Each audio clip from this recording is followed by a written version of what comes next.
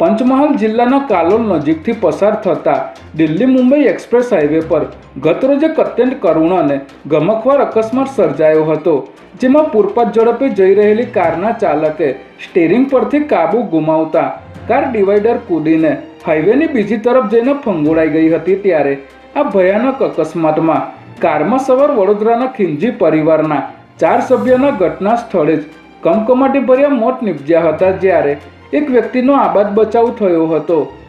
અકસ્માતની જાણ થતાં જ સ્થાનિક પોલીસ અને તંત્ર દ્વારા તાત્કાલિક ઘટના સ્થળે પહોંચીને બચાવ કામગીરી હાથ ધરવામાં આવી હતી।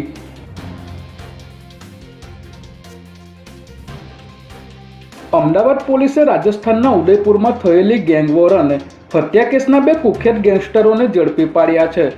7મી એપ્રિલના રોજ રાજસ્થાનના ઉદયપુરના બિચ્છુ ઘાટી વિસ્તારમાં વર્ચસ્વ જમાવવા મુદ્દે 2 ગેંગો સામસામે આવી ગઈ હતી, જેમાં જાવેદ દાતના ગેંગ અને નઈમ ઠાકોર ગેંગ વચ્ચે થયેલી આ અથડામણમાં સાહિલ નામના યુવકની છાતીમાં છરીના ઘા ઝીકીને જાહેરમાં હત્યા કરવામાં આવી હતી।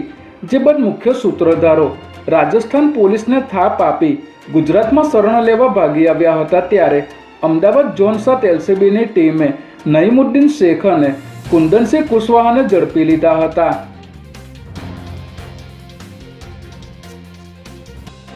જમાલપુરમાં આવેલ તાનગર વાડમાં 75 વર્ષના વૃદ્ધને માથામાં પાઇપના ઘા મારી હત્યા નિપજાવનાર આરોપીને પોલીસે ઝડપી લીધો છે।